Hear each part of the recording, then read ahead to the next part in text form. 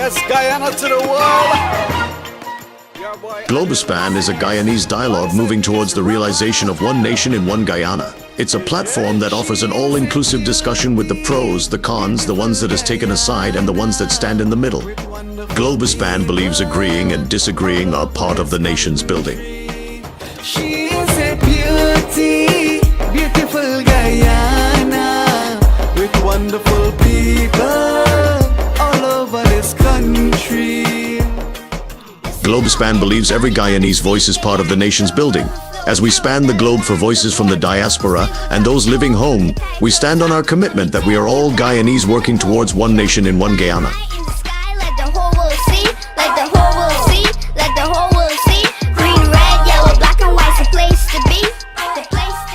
As the world turns on its axis bringing changes, we as Guyanese must adapt to those changes for a better Guyana for all. Globespan stands on its axis with its belief that one nation, one Guyana, one destiny must include voices from all corners of Guyana. With many flavor, 6 different people blended together. Raise your flag high in unity, we're family with one destiny. Raise your flag high in unity. Good evening, namaste, ladies and gentlemen. Thank you for joining us tonight, whether it's by watching or listening to Globespan24x7, owned and operated by Mr. Noor Singh, with Devin Bisun as our technical operator. Tonight, we are discussing Prime Minister Shri Narendra Modi's visit to the Caribbean, to Guyana specifically, what the implication of the visit, why he's making this visit, why it's an important visit. And to discuss this subject matter tonight will be Mr. Ravindra Dev, and hopefully Mr. Dr. Betron Ramrat will also join us, and I will chip in as much as I can on the Prime Minister's visit, having studied the Prime Minister when I was in India on multiple occasions. So ladies and gentlemen, again, thank you for joining us. Shri Narendra Ji, Prime Minister of India, will be visiting Brazil on the 18th and 19th, and then over on to Guyana on the 19th through the 20th and 21st before departing back to India. Let us, a man who is quite familiar with Narendra Modi, who met him quite a few times, who sat with him on panels, is Mr. Ravindra Dev, no stranger to this program. Mr. Dev is a former member of Parliament and a leader of ROAR, R-O-A-R.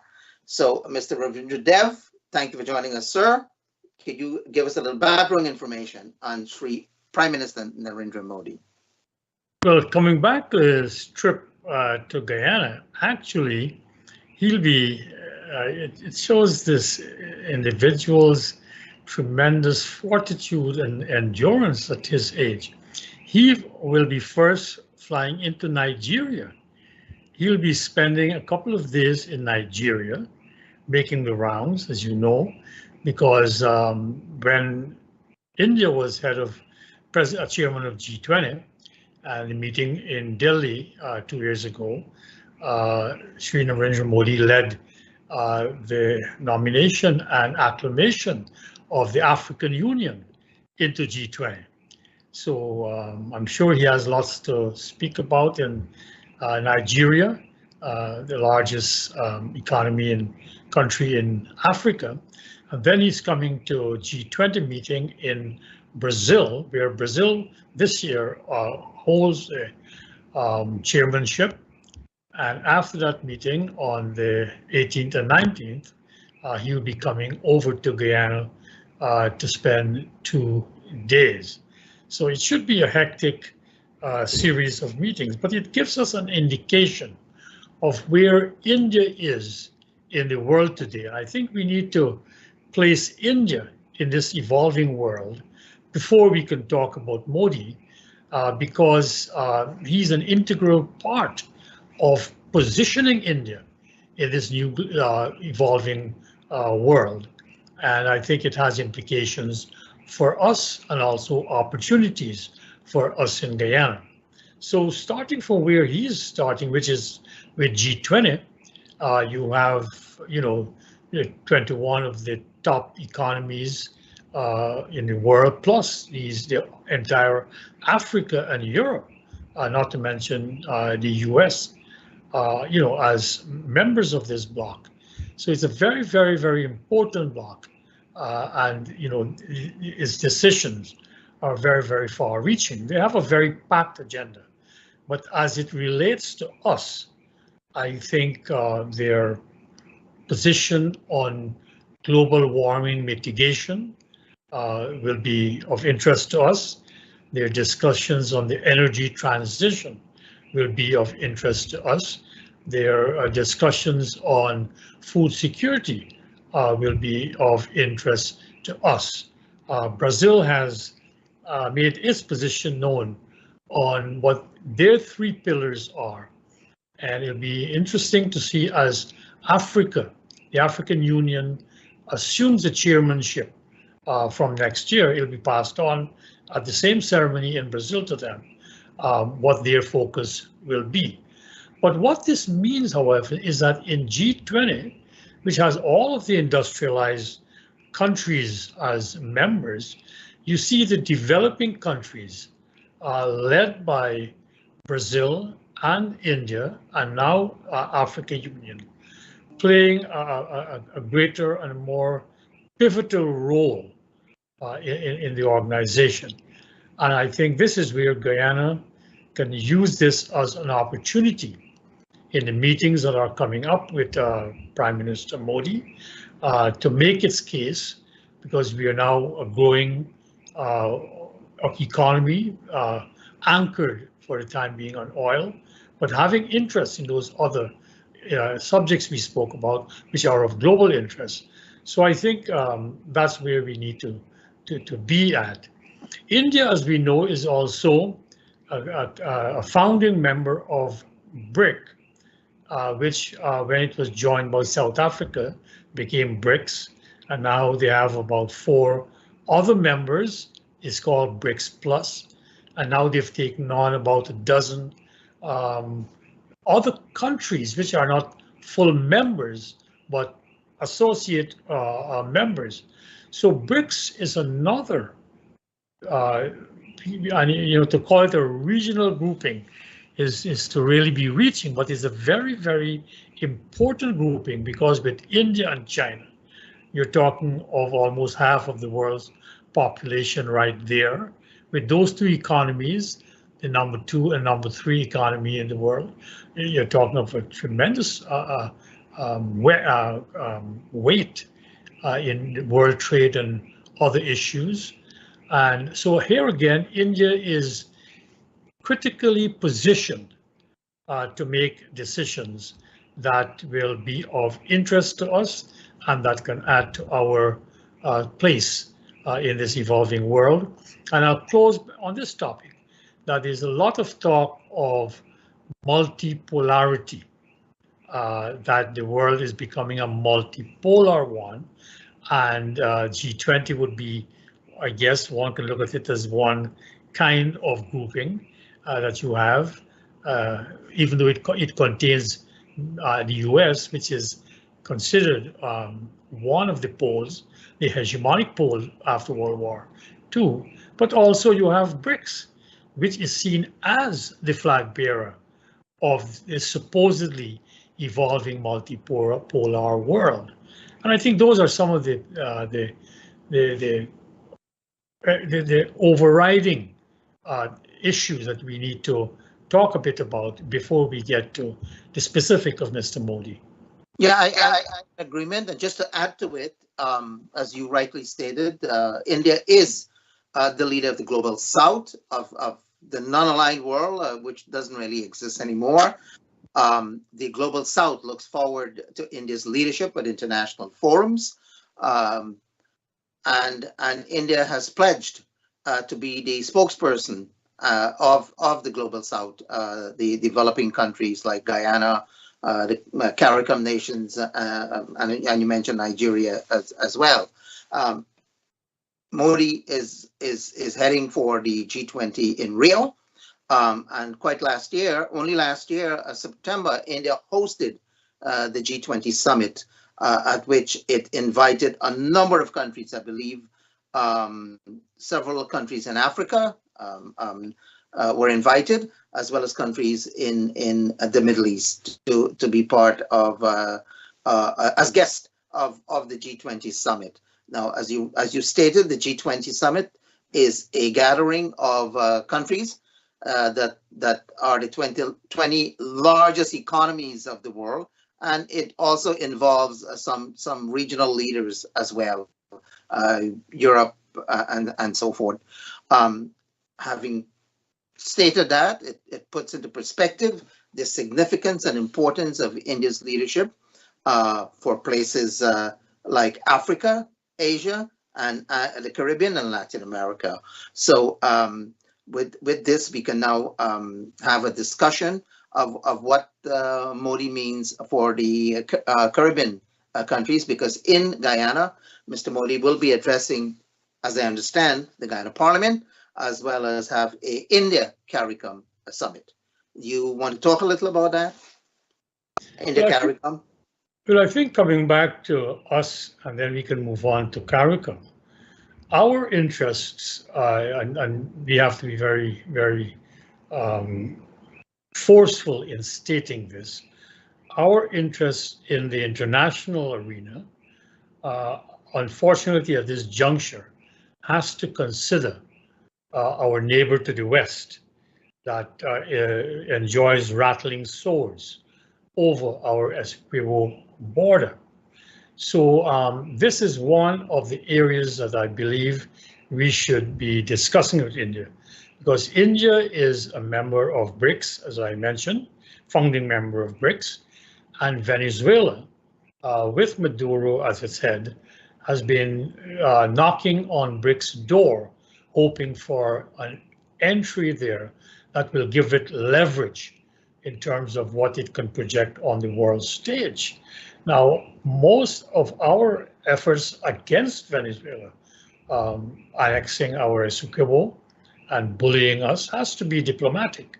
So I think we should begin to start with Mr. Modi's visit to have a forum where we can talk very frankly as to what are some of our expectations of India within BRICS. Because we know for a fact that Russia and China, which are also foundational members of BRICS, they are very, very friendly with Venezuela. And in fact, China has recently reiterated and raised its classification of Venezuela on how they rate their friends. Venezuela is now an all-weather friend, and that in the parlance of the Chinese means that they will bend backwards in many respects to accommodate Venezuela. Interestingly enough, Venezuela's application to enter BRICS was torpedoed by no other than our neighbor to the south, Brazil. Brazil blocked their application. Maduro was furious, talks about being stabbed in the back. So we know for a fact then that India did not look in askance to the application of Venezuela. Now, India, of course, will act according to its own interests. And at this point, India's interest in Venezuela has to do with obtaining oil from there. America has waived for India, specifically for the Reliance Group, to be importing oil from Venezuela. And it is left now for the Trump government. We'll have to see how they will react to that when they take over in January 20th. But in the meantime, India is a customer of Venezuela and Venezuelan oil, and Venezuela selling more of its oil. It's almost reaching 1 million barrels. When it was down to 300,000 barrels per day, it's almost reaching there. It's about 917 or 70,000 barrels per day. So they're getting back there, and therefore Maduro is being strengthened to the extent that he can sell his oil. So first and foremost, I think that of interest to our leaders in Guyana, as part of the sit-down meetings that they'll have, as part of what Parliament may want to say, because on this issue, I would like to believe that we will maintain our tradition of being bipartisan or totally nonpartisan when it comes towards Venezuela. So I'm hoping the opposition and the government will join together in exhorting Mr. Modi to consider Venezuela being a state that is not democratic. India's credentials and India's legitimacy and India's claim to leadership in the developing world is based on its democratic credentials. Let's not forget China is in BRICS, and China is a much larger economy than India. So if we look at just that economic weft, China can outrank India in terms of saying that they are the leaders of the developing world. India's claim, like I said, is democratic, unlike China, which is an authoritarian state that does not practice democracy, that is oppressing the people, the Uyghurs, Muslims, that are oppressing and has expropriated, like Maduro wants to do with Venezuela. They expropriated, they annexed Tibet. Let us not forget that. So India cannot just look at China, as an average country. We have their own rivalries because China is encroaching again on India's space. There is this temporary, but I think it's definitely temporary. But to conclude, I believe that we can make a good argument in courting India diplomatically to support us against Venezuela, because for them to argue against China's encroachment in its northeast, I think they will have to then be consistent to oppose Venezuela's encroachment. And again, for its legitimacy to lead the developing South, India must be reminded that it is its democratic credentials that gives it, a voice there. And that's where I think we should begin. Well, I am in total agreement. There are so many issues that we could talk about. Certainly the border issue, of which we need in this assistance. And we can also talk about trade now, because Guyana produces or will produce from next year, I think, about 675,000 barrels of oil. And India is interested in purchasing our oil. I'm not certain whether the Guyana government has shown a keen interest in selling oil to India. Would you like to comment on that? Well, our sale of oil for our 14.5%, and I will not get into in this discussion as to whether that percentage is fair or not, is what we got.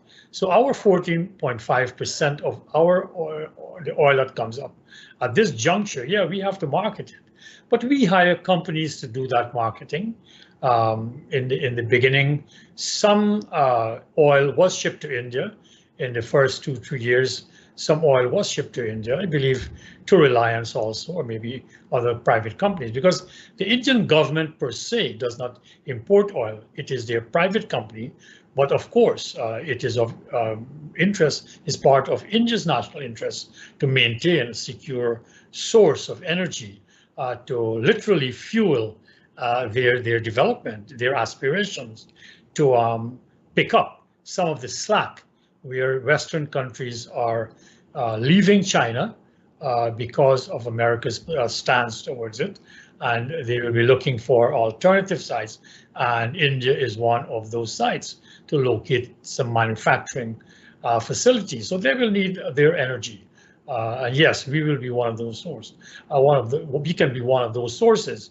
But in the big picture, like I said, we already have our marketing agents, and they will do that. And at this juncture, we're operating on market principles, unless, of course, India is willing to pay a premium price above and beyond the Brent premium that we presently command. So if that is so, fine if they want to pay more. But I don't think Mr. Modi can bargain with that, because as a private company, Reliance, that is so. Now, aside from energy, I don't think Guyana has many products to sell to India, but we do import. We do have a lot of imports from India, and consumption goods, as well as human resources. Any commentary on that? Well, that in itself is a big commentary to say we don't have a lot of exports to India, because just like Japan 30, 40 years ago, they needed secure sources of soya and other agricultural products, and they established many farms in Brazil, northern Brazil. I remember when ROAR, we had gone into a coalition with GAP, and we visited Roraima State, which borders our Rupununi, and the governor of Roraima State flew us around in his private aircraft, and one of the amazing sights was these huge soya farms.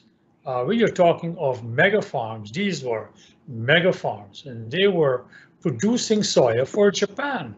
And you need that, because now China has joined in this whole need for soya and for other products, because to the extent that they have industrialized, they have had to move many of their farmers into cities.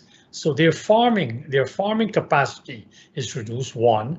Two, they're also moving up on the food chain, and they would like better foods.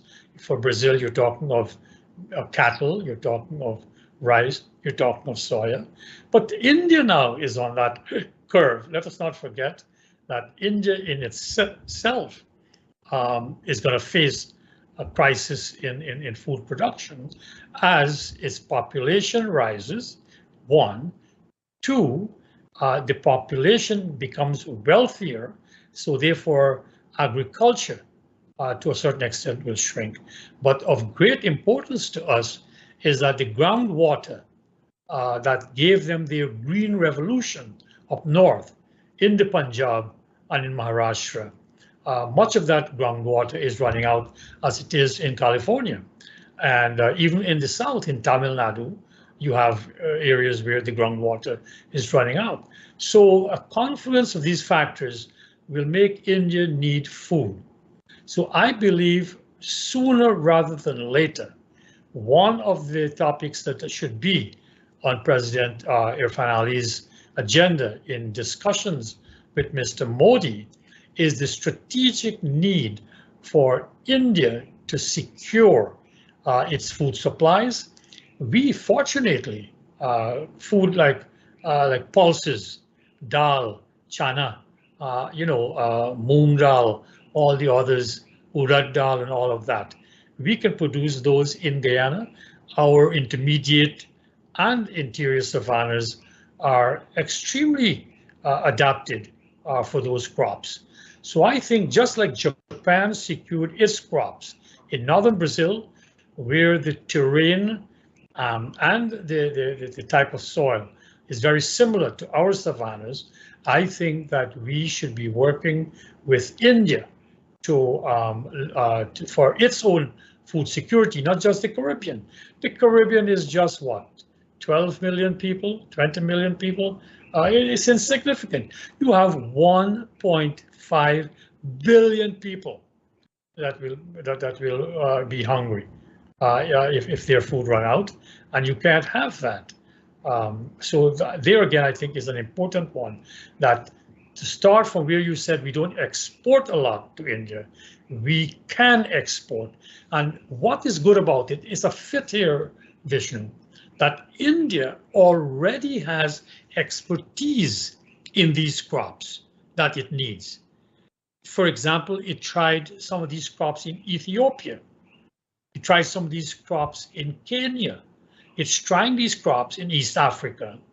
because it needs them strategically. But here it is in Guyana. We are one of the few countries in the world that are taking drained and irrigated land and putting it into housing. Our drained and irrigated land on our coastland were done so through slavery and indentureship. Imagine the hardships that created it. And yet we are now putting it into house lots. That's a crime. We should be moving away from the coast, right? And to the extent that we can save these coastlands from the rising seas, we should be utilizing them for agriculture. And if we become one of the bread baskets of the world, especially India, that will give them a greater incentive to help us save our coast. You understand? So so coming back to India's is a two-way street. India has the expertise.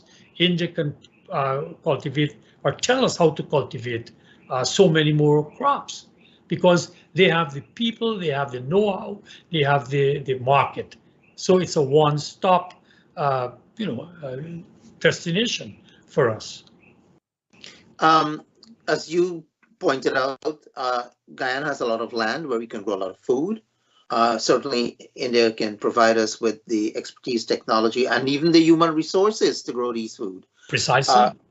Currently, Indian companies in New York and in the metro area are growing food in the Dominican Republic. That's right. And even in other places in South America, and these food are being exported right back here in New York for us for our consumption.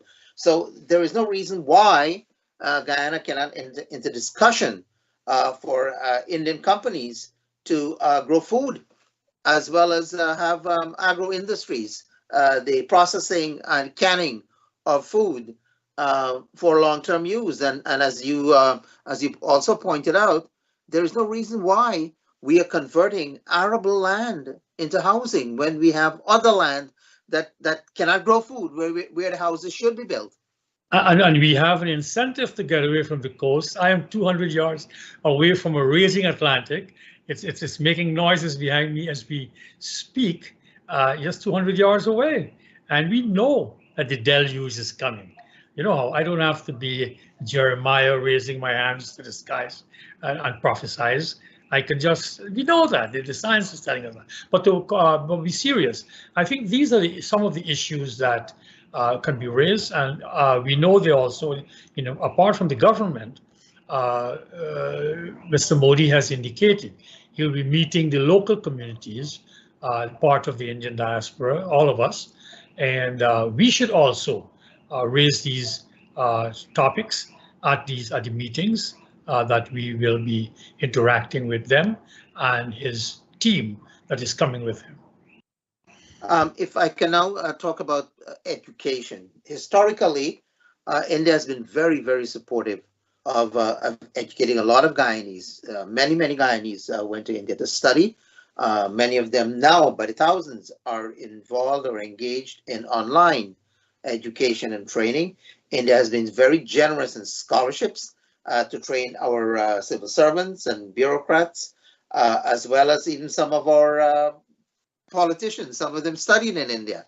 I also studied in India, and the president, Irfan Ali, studied in India as well.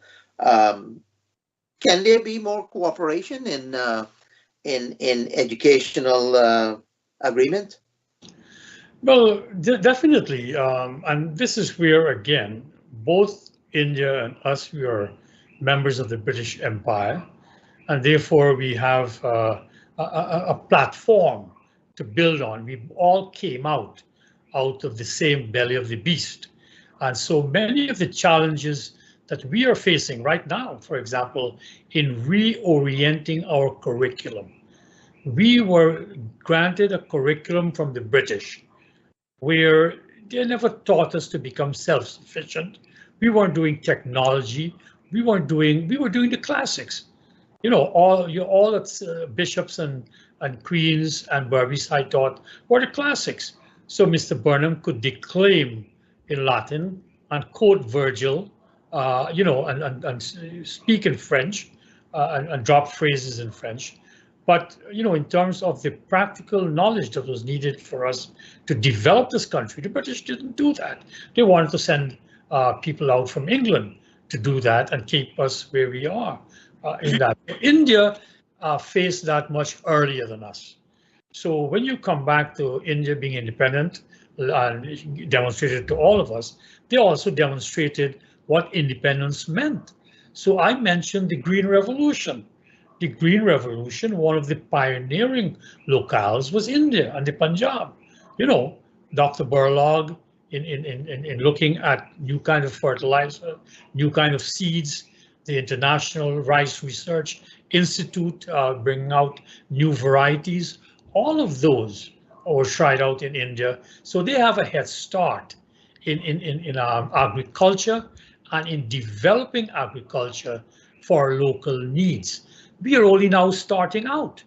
And to their credit, if you talk of education, our rice crops have been constantly enriched, literally, from, we say Nari, but Nari is in communication with places like India and their research facilities for the germplasm that you use, and therefore, and this is what makes it, because of the two types of rice that is very popular. We have been using in this year one, the one that originated in India, not the one in Japan or the other one in Africa, and people don't realize that. Our rice is of the Indian variety and grown by wet rice technology. And therefore, our germplasm that we need is from India. And much of the early work on that, I remember when I was a boy, we had a 5-acre plot, my grandfather who raised me, and we used to grow a crop called Diwani. And we were very proud when we got 26 bags. Now, 2 weeks ago, I went to leg one, and I forget the number, it's now a number, I think it's some number 18, where the farmers of leg one are getting routinely 40 bags per acre, which is phenomenal. You're talking of a crop. So the rice research is only the tip of the iceberg. Almost every crop that we need to cultivate, India has a head start. Take turmeric, which is the wonder drug, which is the wonder crop to solve so many bodily problems without medical intervention. Everybody wants, I'm in the States every now and then, and everybody talks about turmeric. Turmeric is the wonder drug. Then talk about, they call moringa. I think it's what we call Saijan, Baji. Saijan. You get me? The Saijan. The Saijan leaf Baji, which some people, these crazy Barbarians eat. They love their Saijan Baji. No, but joking aside, those are things that India already has a head start on. And we are right here in the West that wants to market those products. So there's a whole host of products. And in terms of, you said, of the agro-processing, there again, India has mastered this intermediate kind of technology, right, of cooking. Take, for example, everybody comes back to Guyana with their suitcases and they're loaded up, taking back katahar.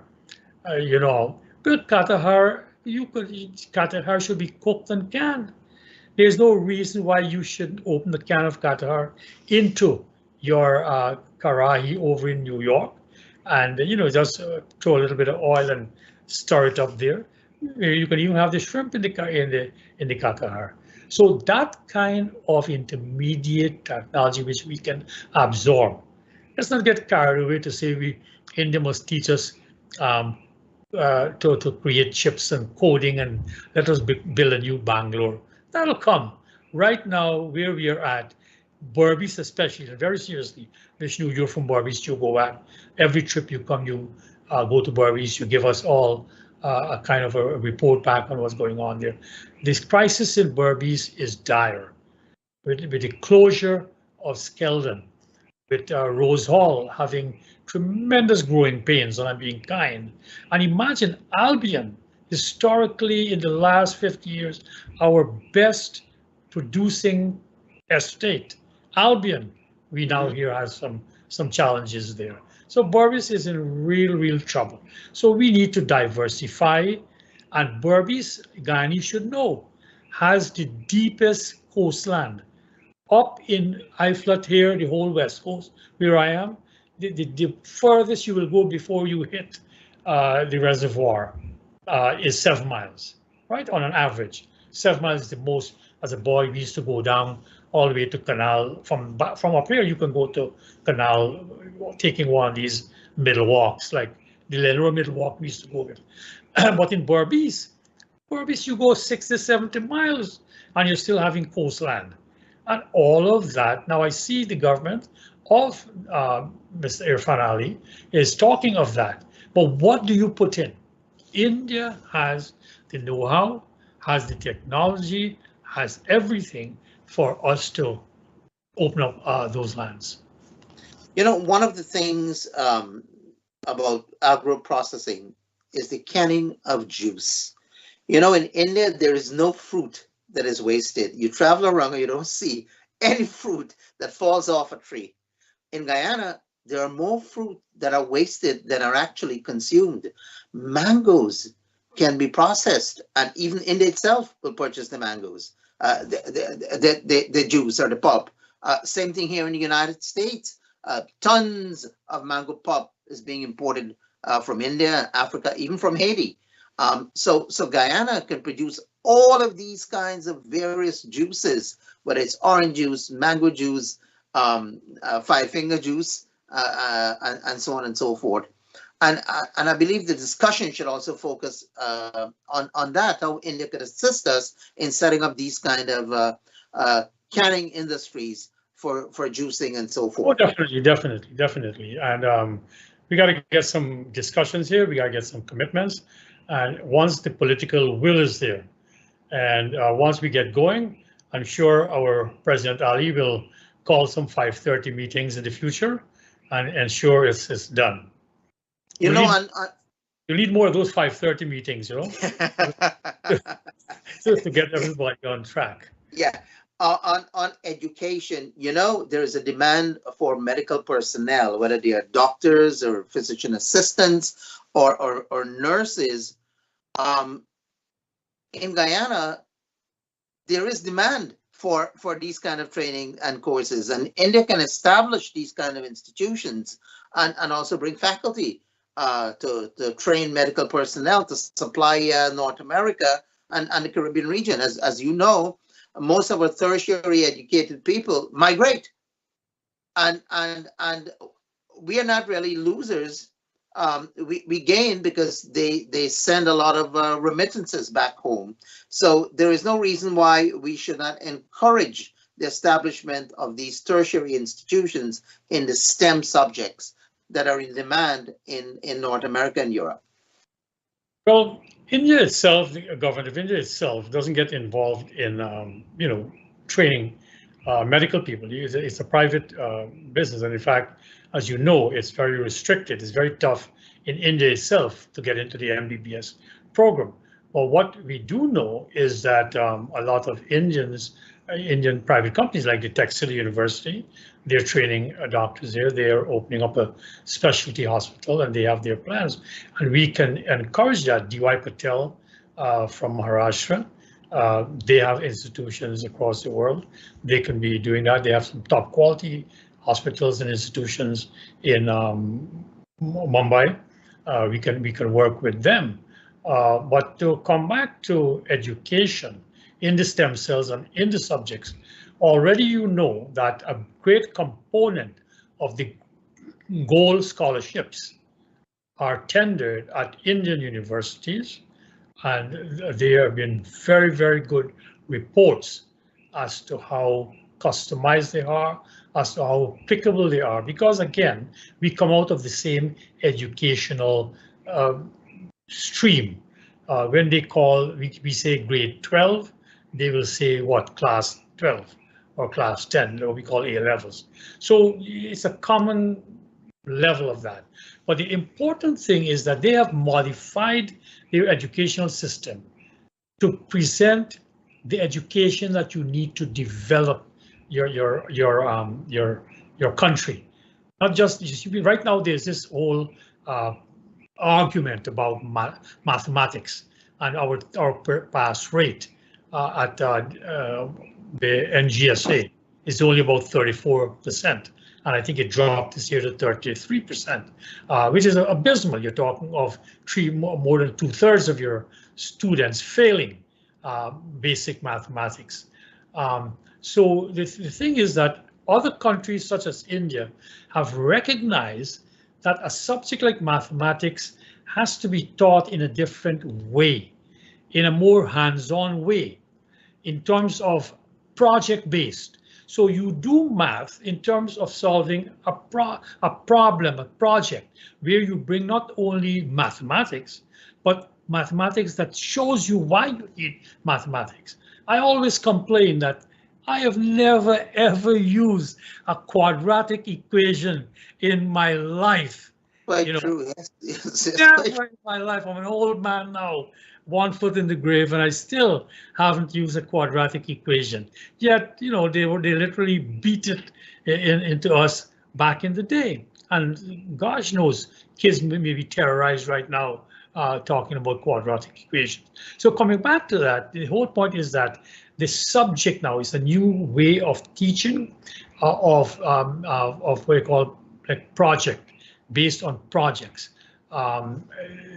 Finland has pioneered it, but India has latched onto it, where you have every class must take a project and you integrate science, you integrate English, you integrate all these subjects into solving a real life problem.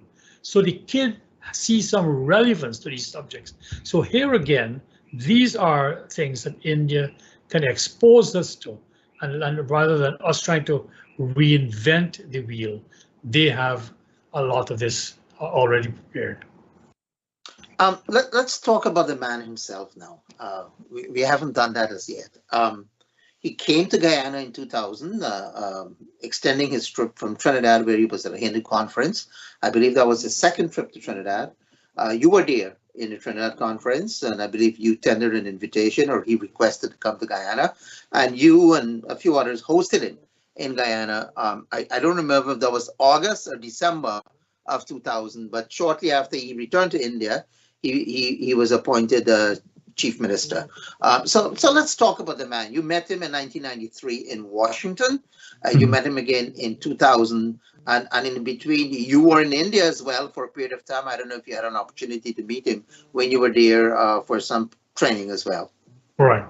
Well, this is where I think the Caribbean has been fed a lot of misinformation about Mr. Modi. We call him Shri Modi or Modi Ji, those of us who come out of our tradition, out of respect. Ji means like a sir or Mr.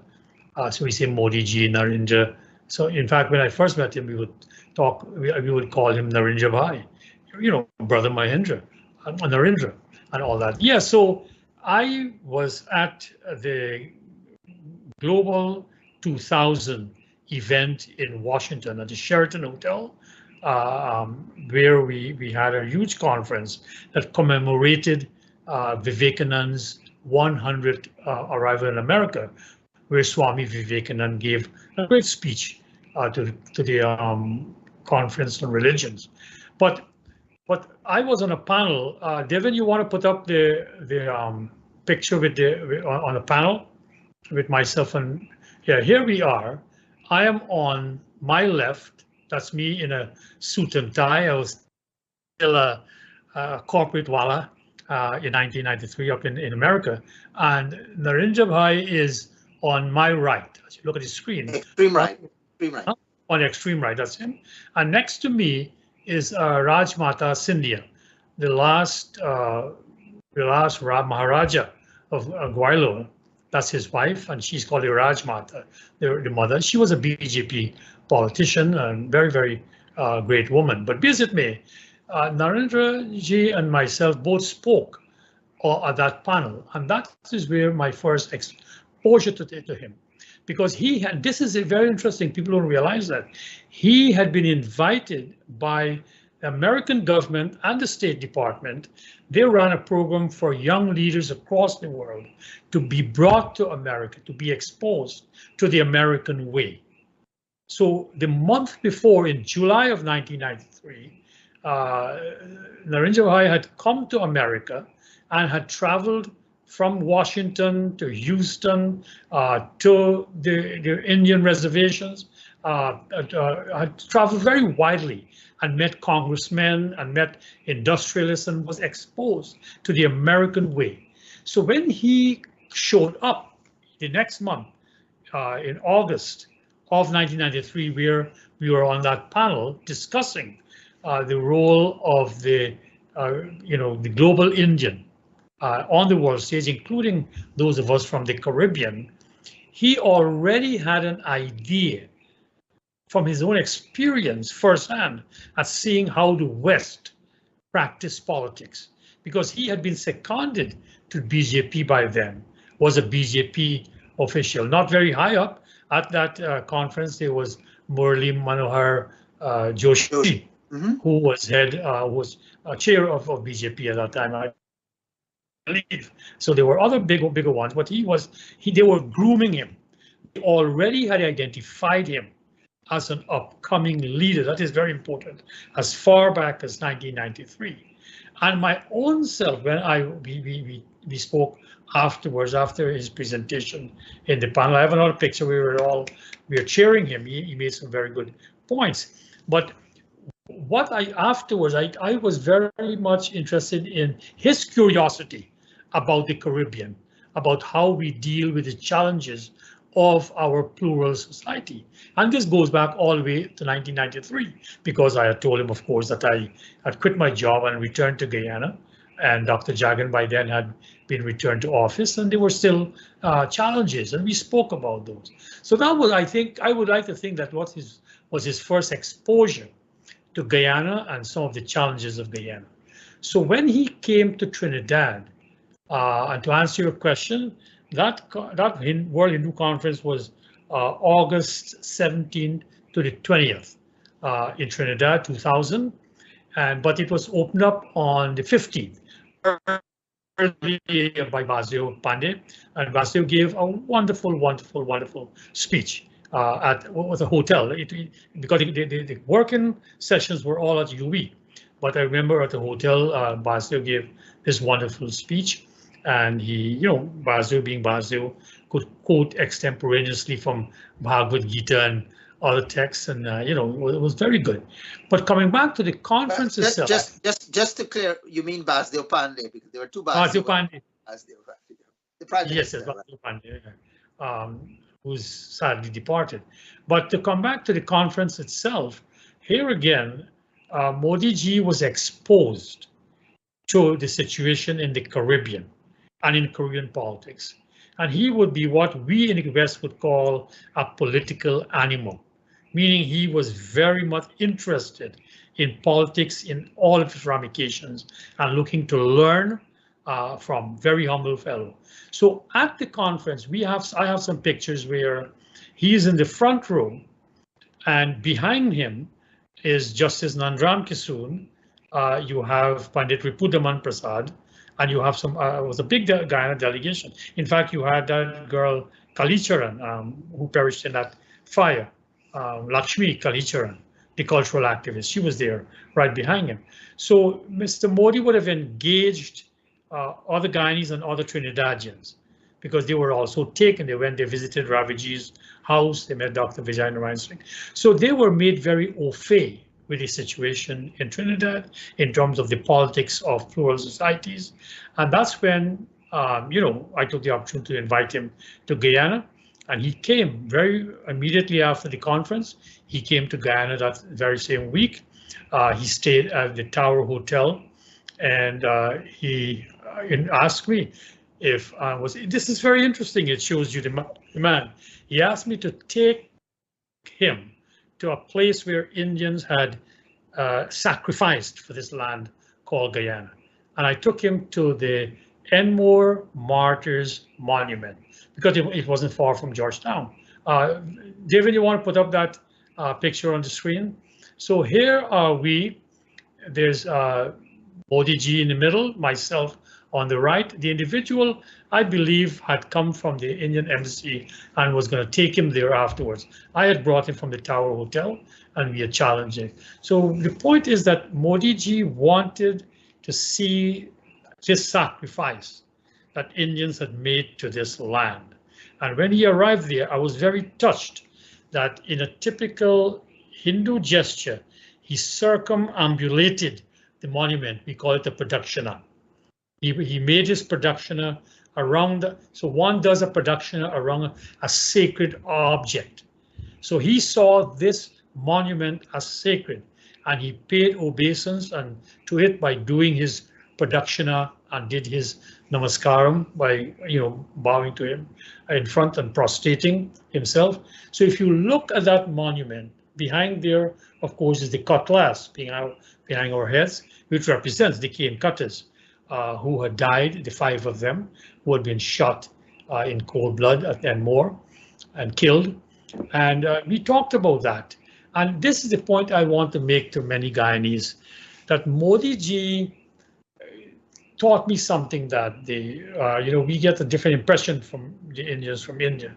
And he said that while we may look at Bharat, India, as a Matri Bhumi, the motherland, this land for which our blood is in the soil of this land, for which we have sacrificed, is our Punya Bhumi, our land that we should worship because we have helped to build it.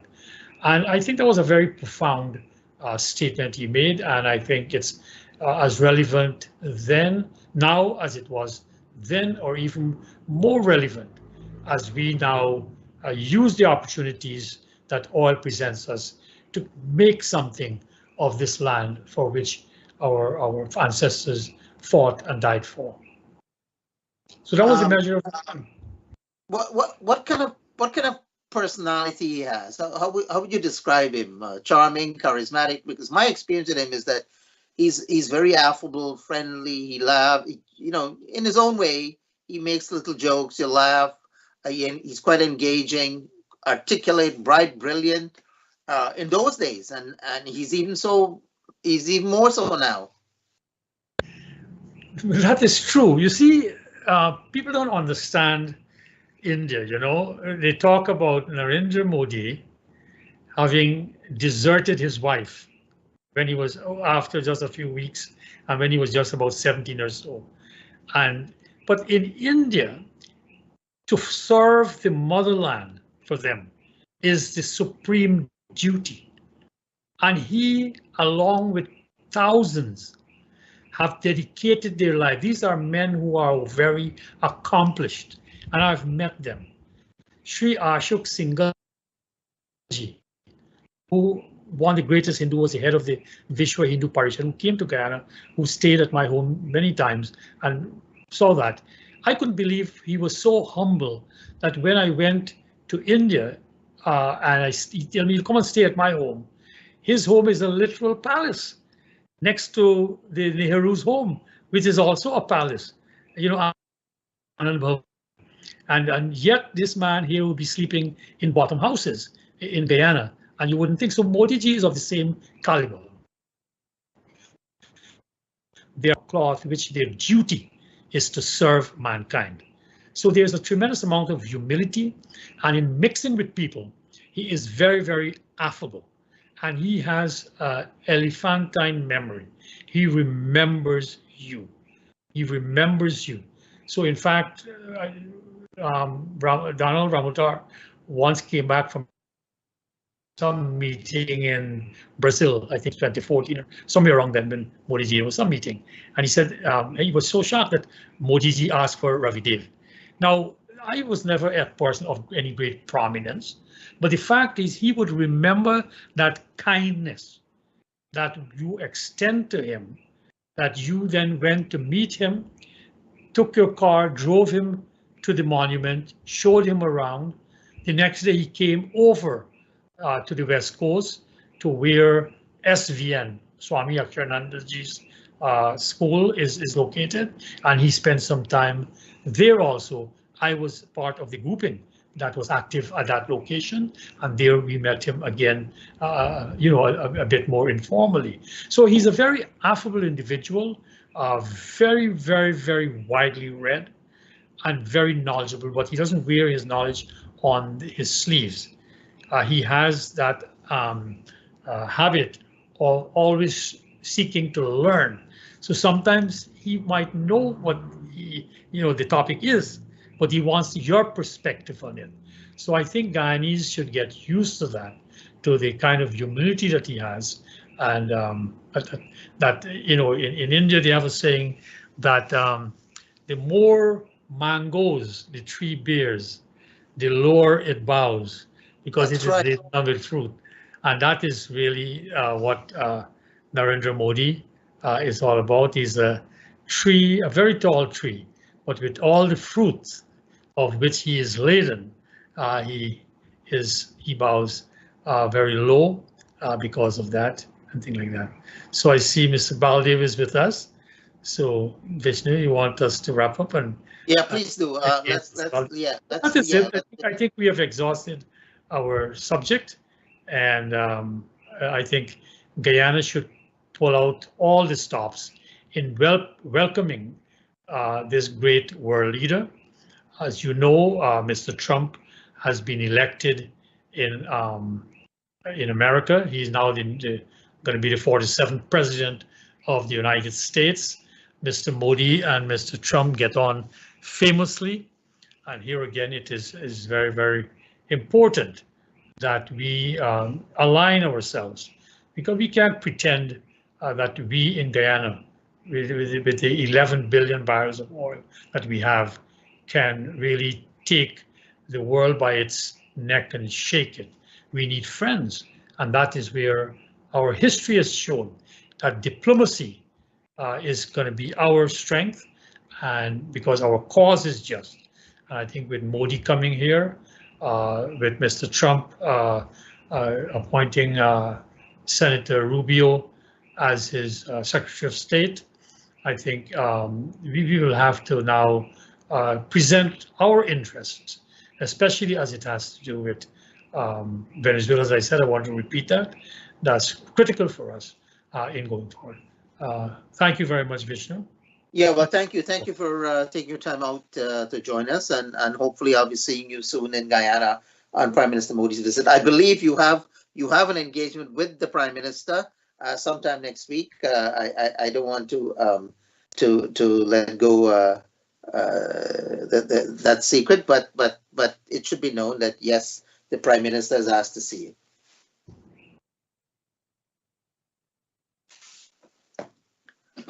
Devin, are we ready for Mr. Baldeo? Yes, Mr. Baldeo, are you there? He was here a minute ago. I don't know what happened.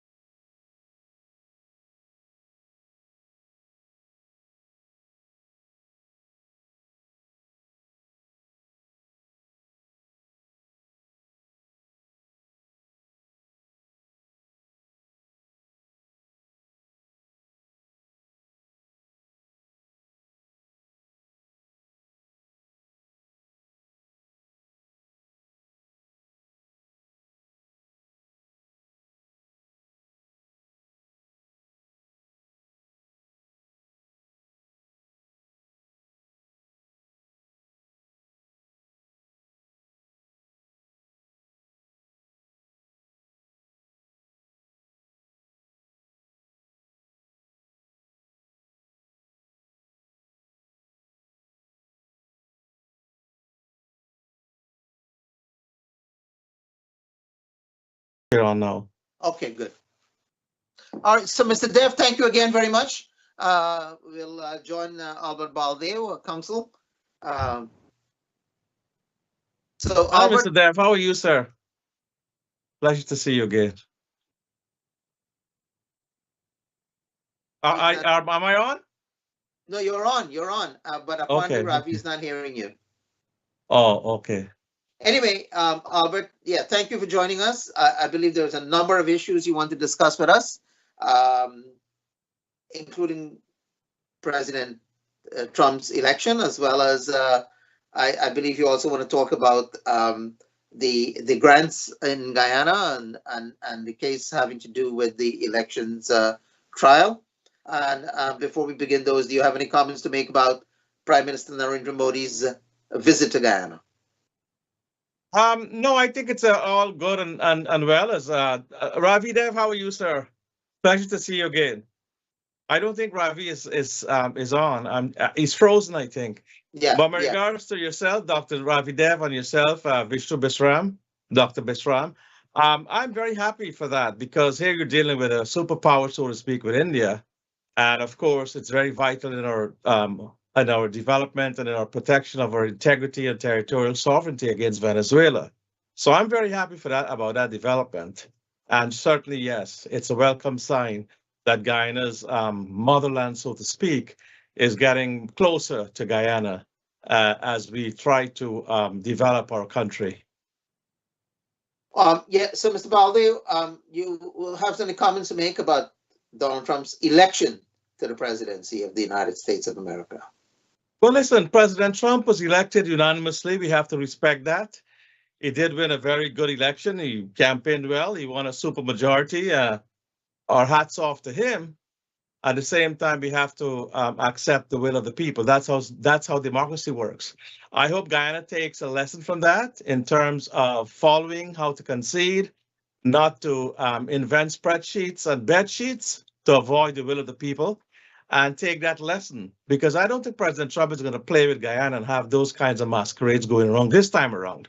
I think if there's election malfeasance and misconduct, I think it will be dealt with very condignly by the State Department. They will not tolerate that kind of nonsense in Guyana. So let all parties in Guyana be warned that I think a new sheriff is in town, perhaps a bolder sheriff, a sheriff who will enforce democracy around the world. I'm not a Trump representative. I've just been observing him and what he's been doing. He's hard to read. But at the same time, I think that he will ensure that Guyana's democracy is observed by all parties participating. So that's a very important step in that. Now, a lot of his policies were sanctioned by the American people. So therefore, we have to abide by them. He got the mandate. He got the majority of the state Senate. He brought a long coattail with him. He brought the Congress, the House of Representatives, most likely governors were elected. People got their careers through Trump. So it's a great time for Republican folks right now. As a matter of fact, that coattail helped others down the ticket.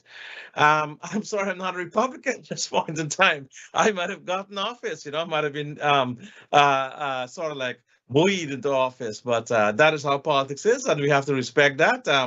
As a representative of the people here in Little Guyana, as you know, Dr. Bisram, there's been a lot of panic and fear-mongering amongst people that there's going to be a lot of deportations. There are going to be mass deportations. People, I was on Liberty Avenue this week, and every day I go, it is very much like an isolated place. People are scared. People are frightened. So I wanted through this program and many others I've been appearing on to assure folks that, first of all, President Trump, if that were to happen, is not taking office until January the 20th, as Ravi said, and that is so.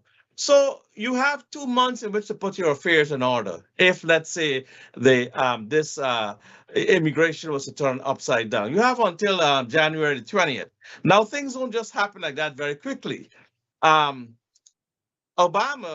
who has the dubious distinction of having his own deported, I would hate to be the American president, and my own aunt, my blood aunt, was deported to, I think, was Kenya or one of the African countries, Dr. Bisram. And if you're president of the United States, I think he also deported. he deported more immigrants than any other president Yes, in the and to his history of discredit, America. President Obama, as great as folks say he is, and I imagine it to be he'd be a great American. I have his book and I have a lot of respect for him. Unfortunately, Barack Obama deported more people than President Trump did in his first term, much more.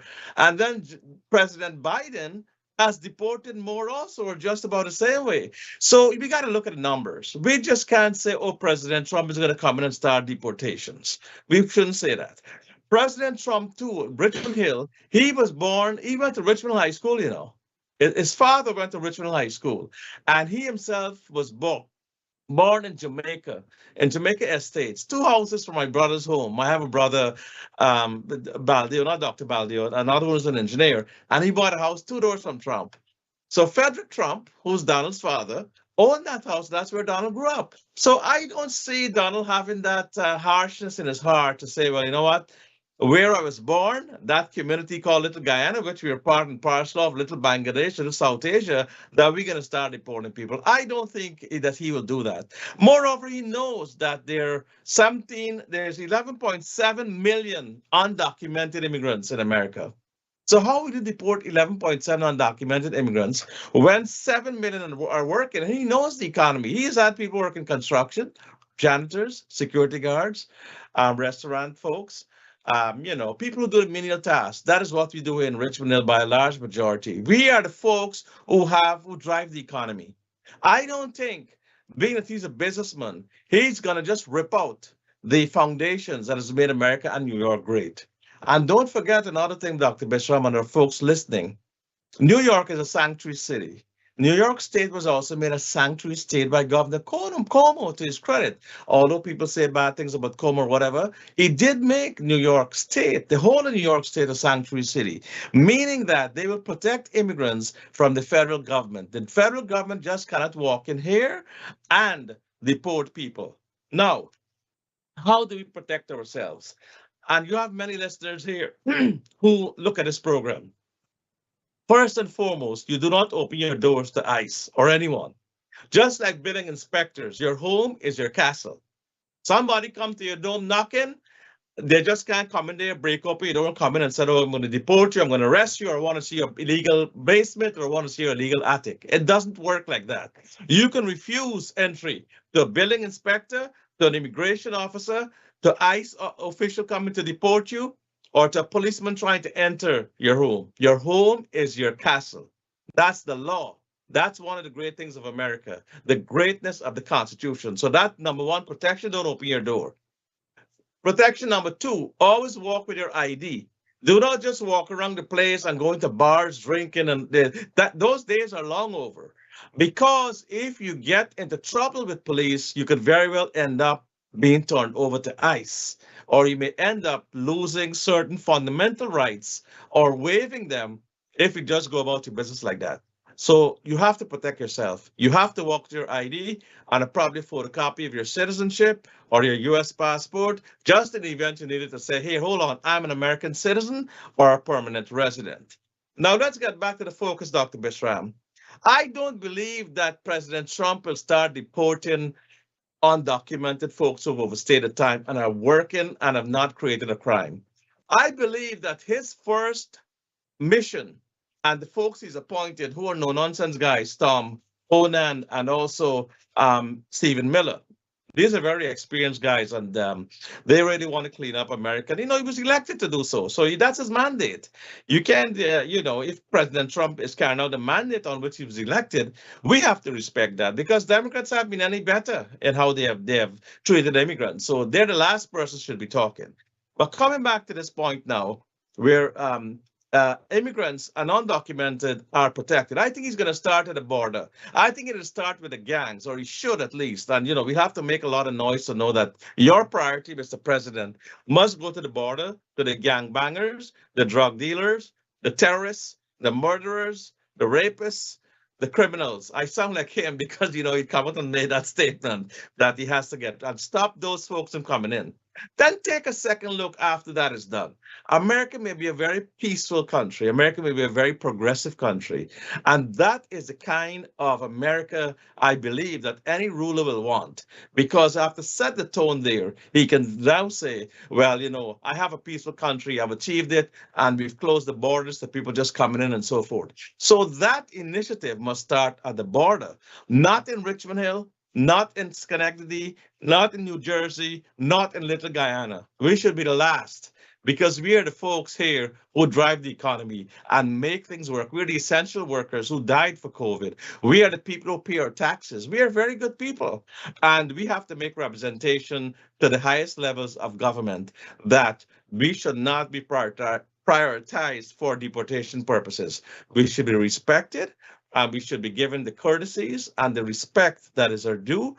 And deportation, if at all, must start from the top where the major criminals coming down the line. And there must be a cutoff point because, you know, Dr. Bishram, it's going to be impossible to deport 11.7 million people. You got to get state police, you got to get local police, you got to get a lot of agencies involved. The federal government can't charter all those flights. They're not going to just put them in a boat. They're going to put them in a chartered flights and so forth. And it's not going to happen like that. And, you know, I don't think that our community now should stop this fear mongering. They should stop panicking. They should go about their business. Now, another thing, you know, a lot of these people are in restaurants. They are like in the restaurants and they're scared, oh, immigration can come and pick me up. That is not so. And ICE officer cannot just walk into a restaurant and go to the workers and hold them and deport them. They can only go to the dining area and the front part. Like how you have, perhaps, let's just Sing's Roti Shop. They can only go where the people are seated up to the counter, if that were to transpire. They just can't go into the back where you may have undocumented folks hustling to make a living to feed their family, and then grab those folks and said, we're gonna, you know, we're gonna deport you. Why? They may very well stop and have a roti and curry and then say that this is what you guys do here. Then God bless America. I'm going to come back for some more. But I don't think you guys are being cruel or vicious here. We have to be humane about this and we have to lobby. We have to, you know, stand up for our folks. And we have started that process with American Civil Liberties Union, who can then get a judge to order an injunction. Let's say President Trump's words are being misconstrued or instructions are being abused by folks who want to make a name for themselves or people who suffer from xenophobia. And they said, well, we're deporting everybody. A federal judge can say, no, you got to stop this nonsense. I hereby grant an injunction against the Trump administration. You can't go back to these places like Richmond Hill and deport people. That is not what is going to happen here. So I think the fears should be allayed. I think we should wait and see. I think we should protect ourselves. They walk with ID and just be careful not to let anybody into your castle, your home. Whether it's a basement you live in, an attic you live in, a garage you live in, you have the right. That is your home. You have a right to say, I need to see your warrant or I'm not opening my door. I'm going to call the cops. And you can call the local cops to arrest a federal officer who's abusing his powers, and he can lose his job. Everybody's subject to the law. He can go to jail for that. The federal FBI agents and these ICE people, and to his credit, this is very good, Dr. Bishram. President Trump said he's going to clean up, and he's put Vivek Ramaswamy, one of the people I've been impressed with, an Indian of Indian origin. He and Elon Musk would be in charge of cutting these agencies like FBI, DEA, trim the fat and let people know, you know, this is not going to be business as usual. So there are good things and there are things we have to be, you know, wary of. But at the same time, we can't let us run out of control. People from Guyana, I will tell you, don't come here. Make a life in Guyana. Don't come backtrack. The days of backtrack are long over. You got a great country in Guyana. You're getting a start at $500. So can we segue now into the $500? Please. Cash grant. Please. Yes. Yes, this $500 cash grant that we segue into it, you're getting a start down there. Now, President Irfan Ali, to his credit, said, well, all Guyanese are going to benefit. And then Vice President Jagyo said, we will not discriminate based on residence.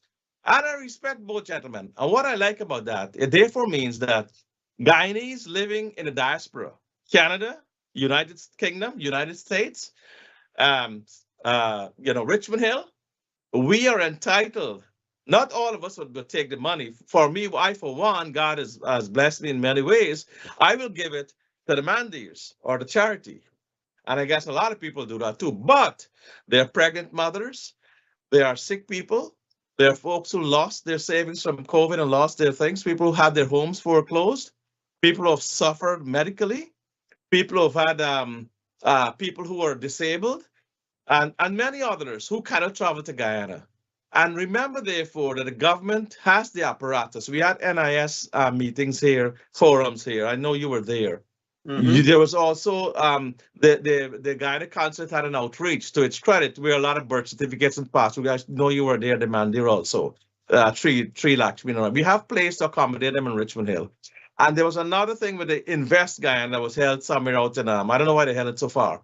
But you can hold it right here in Richmond Hill, and you have capable staff from Mr. Broderson and Mr. Faisal Yusuf, Joe Yusuf. These are very hardworking men with the staff. They would be able to facilitate a smooth transition and avoid somebody double dipping. And there's always a trail with financial records and so on. So it's not something that say, well, oh, this is illegal or this is going to bring problem. America will be glad for the money coming in. I think if there's an issue, Irfan Ali, the president of Ghana, can call the Secretary of State, or if he has to go to the presidential level and say, hey, I'm sending some money to your country, to my people, because we got oil, and a lot of your people are in my country, make a lot of money from the oil.